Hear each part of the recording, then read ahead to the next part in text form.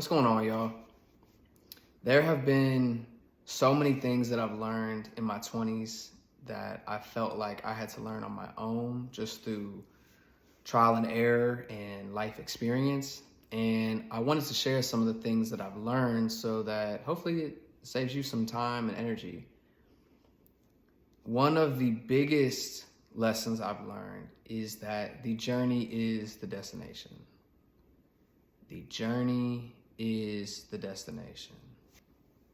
There are two examples that I think really prove my point with this. So the first one is this idea of a vacation or a trip.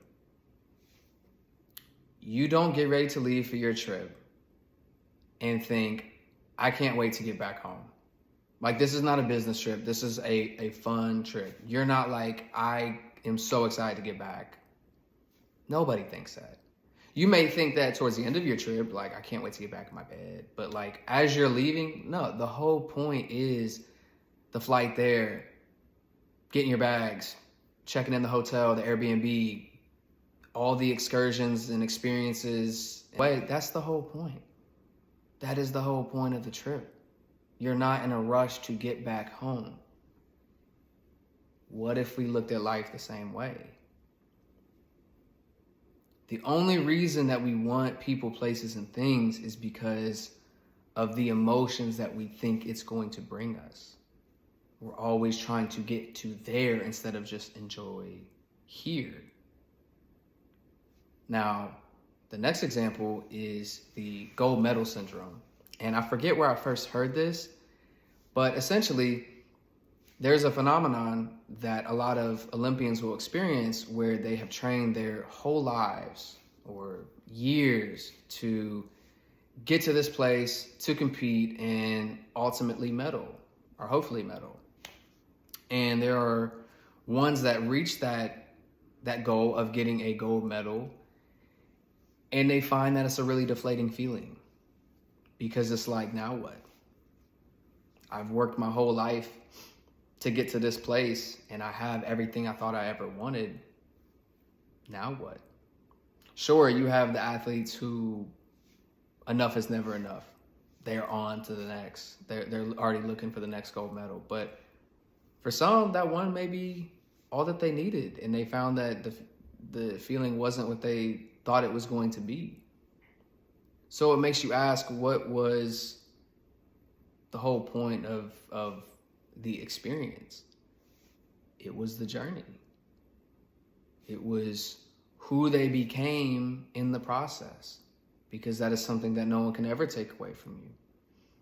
A gold medal is just external validation, and there's nothing wrong with wanting that, but it can leave us feeling very empty because it's contingent on a symbol or that someone else is giving us, versus you looking at the person you became, using this Olympian scenario, the discipline that you learned, the delayed gratification that you learned to have, the sacrifices that you made in order to get this goal.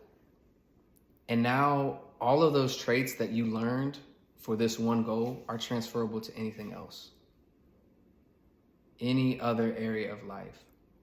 And I think a lot of times people compartmentalize these characteristics and traits when all of them are transferable if you let them.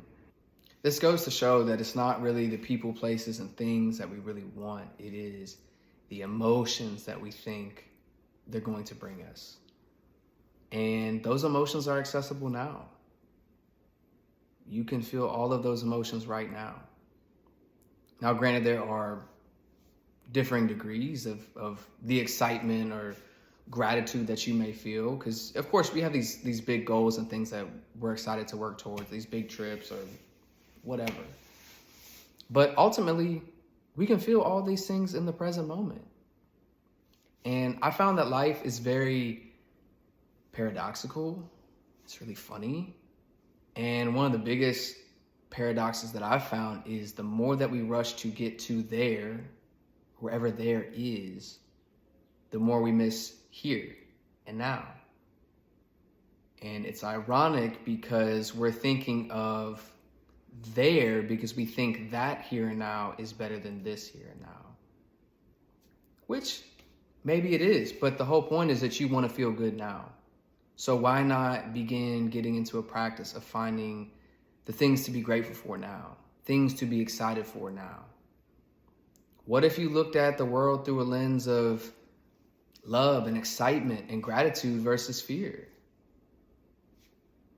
Perspective is arguably the most important thing in our lives because I don't believe there are any right or wrong answers or right or wrong perspectives. It's just a matter of what we choose.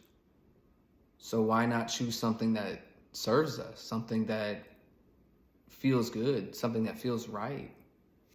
So regardless of where you are on your journey, whether it is a season that it's like you can't miss and everything is going your way, or it's a season where you feel like you couldn't even buy a win if you wanted one, take the time to be grateful for this moment because you have everything that you need. A lot of the fears that we have are of things that will never happen. It's just a what if. It's this scary scenario or scenarios that we create in our head. But what if we began practicing being grateful for each and every moment and just appreciating the journey for what it is and trusting that we're always exactly where we're supposed to be?